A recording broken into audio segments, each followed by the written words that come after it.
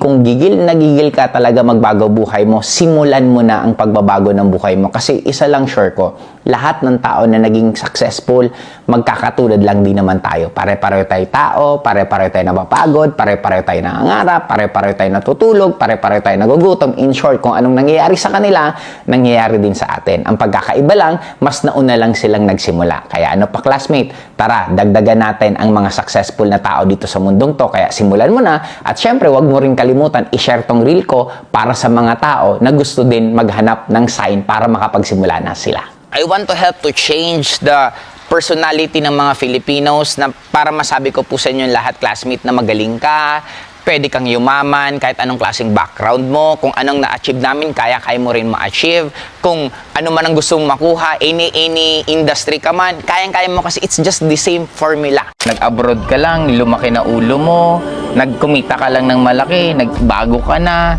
Wag kang makikinig sa opinion ng ibang tao. Pakinggan mo muna sarili mo. Tingnan mo muna sarili mo, sitwasyon mo ngayon, yun ang masapat ng isang motivation. Sa lahat po ng natulungan po namin mag-asawa, ni isa po, wala po minakaalala. Hi classmate, nandito tayo ngayon sa Coron and syempre, i-interview natin tong isa sa naging kasama po natin and napakaganda kasi ng background niyan. Siguro ikaw na lang magkwento. My name is Marlon De Vera, isa po akong 15 years OFW classmate. Then, umuwi ng Pilipinas, nag-traditional business, and then, walang nangyari. Naging sikat na vlogger dito sa Bicol. At same time, ganoon pa rin po. Wala po talaga nangyari. Sa 15 years mo, anong countries ang isang country lang bang pinagtrabahuan mo o nakadami ka rin? Sa 15 years po, marami. Halos buong Asia po, natugtugan ko na para po sa makakaalam.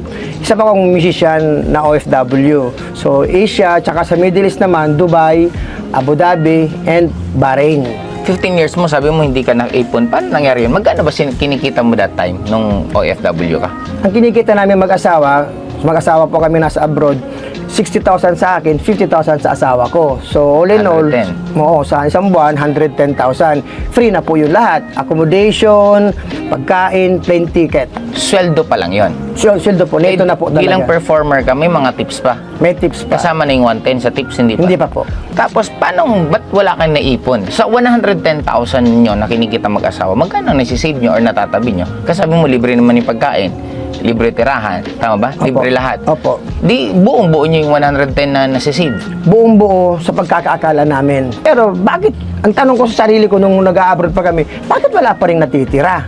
Dapat yung savings namin na sahod ko 60,000, dapat ipon na namin yun, pero natatangay pa rin eh. Bakit wala natitira mga classmate?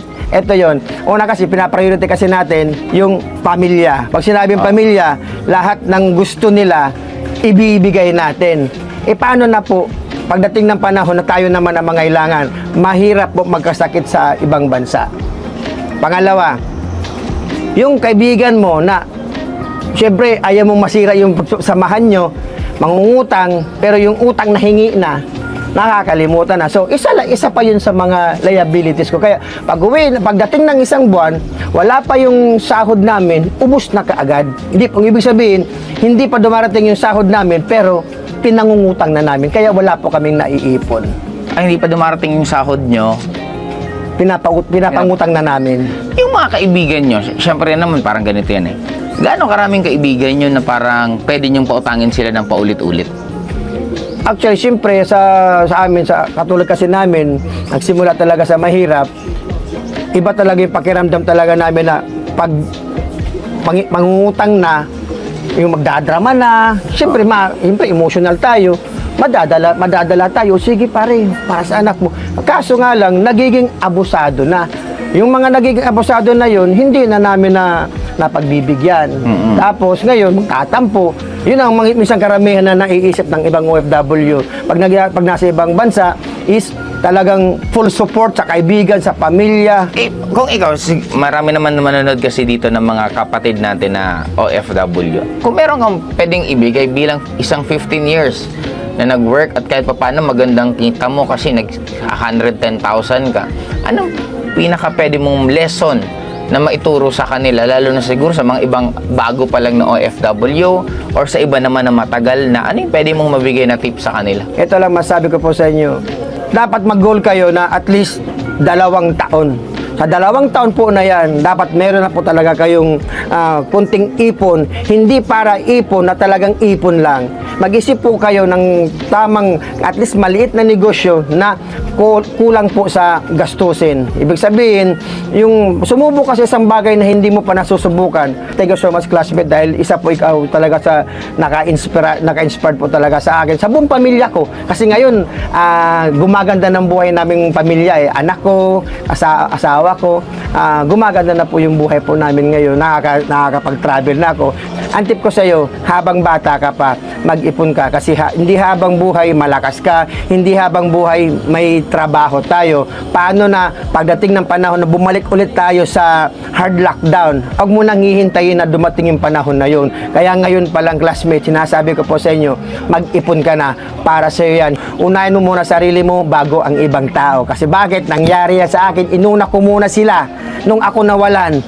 Tapos kami lahat, ubos. May anong tip mo naman sa kanila? Kasi syempre, I'm sure it will just be the same na parang pinagdadaanan mo. Paano pag lumapit yung pamilya nila, kapitbahay nila, tapos sasabihan ka na nag-abroad ka lang, lumaki na ulo mo, nagkumita ka lang ng malaki, nagbago ka na. Ano yung pinaka pwede mong tip na mabigay sa kanila? Wag kang makikinig sa opinion ng ibang tao. Pakinggan mo muna sarili mo. Tingnan mo muna sarili mo, sitwasyon mo ngayon, yun ang masapat ng isang motivation. I-motivate mo sarili mo. Tingnan mo sarili mo kung talagang masaya ka pa ba sa ginagawa mo, sa trabaho mo ganyan, or gusto mo talagang lumabas na dyan para humanap ng bagong pagkakitaan. Kung yun ang nasa isip mo, well, good, congratulations dahil ngayon pa lang mababago na yung buhay mo. Huwag mo sasayangin yung oras mo na nagpi-Facebook ka lang din, nagtik-tiktok ka din, dapat pagkakitaan mo yan. Pag matutulog naman sila, boss, ganun pa rin ang routine nila. Ihiga, Facebook pa rin, magti-tiktok pa din, hanggang sa nakakain yung oras nila, kinabukasan, minsan puyat pa. Kaya minsan, yung mga OFW, nakakaawa sila, lalo na yung mga taga Middle East, hindi basta-basta nakakalabas. Paano sila kikita? Through Facebook or through TikTok? Ano yung gagawin nila? Para sabi mo kasi, pagkakitaan na lang yung pag-Facebook, pag-TikTok. Paano nila pagkakakitaan yun? Maraming paraan. Kung meron man nag-allow sa'yo sa social media, sa online, na hindi mo pa nasusubukan, try mo. Walang mawawala sa'yo. Pero sobrang magandang may babalik at sobrang kapalit nito.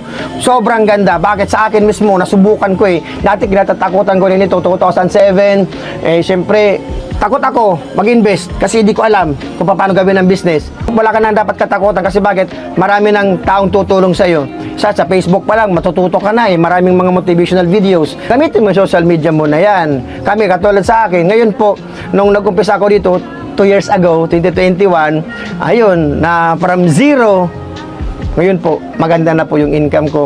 Income ko pa lang, plus yung income ng asawa ko, at plus yung income ng anak ko.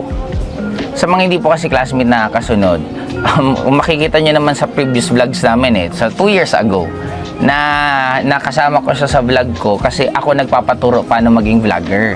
Tama. Habang nagpapaturo ako sa kanya, kasi ako I always believe sa life, napakasimple. Kung ano yung gusto mong mangyari sa'yo, maghanap ka ng tao na nangyari na sa kanila yung gusto mong mangyari sa'yo at tanungin mo at pakinggan mo at sundin mo at gawin mo lahat ng ginagawa nila. Kaya ganun lang kasimple. Kaya sa akin that time, ito yung kilala kong pinakasikat na vlogger sa Legazpi. Since taga Legazpi ako, kaya doon ako nagpaturo sa kanya. Ending, nagkaturuan kami. Tinuruan ko siya at tinuruan niya paano mag-vlog. Naturuan ko naman siya paano magnegosyo. Ano naman ang buhay mo ngayon? Kumusta ka after 2 years na? Nagdesisyon ka na. Aray, kinikilabutan ako, tinigbalaybo ko. Eto, nung sumali ako rito, talagang na-inlove na talaga ako. Talagang super na-inlove ako kasi bakit? Hindi ko pa ito nagagawa sa buhay ko eh. Sa lahat ng nagsusumikap, nagsisipag, nagpupursige sa buhay, dire-diretso lang. Kahit anong pagsubok, anong hardships, anong mga challenges ang dumating sa buhay nyo, dire-diretso lang. Lalong-lalo na sa mga kasamahan natin, na mga negosyante, naghahanap buhay, tuloy nyo lang yan. Kailangan mo lang talagang trabahuin, pagtiisan, pagtsagaan yan. Kasi it's all part of the business. Sa mga nagsimula na at tinatrabaho na nila, kung nalulungkot ka ngayon, alalahanin mo lang kung saan ka dati. Isa lang masisigurado ko. Right. Mas malayo ka na sa bago ka nagsimula noon. Kaya bakit ka titigil kung malayo na narating mo? Kaya ituloy-tuloy mo yan para pagdating ng oras, gusto namin marinig namin yung mga kwento nyo, paano kayo naging successful at paano nakatulong si RDR sa success nyo sa buhay.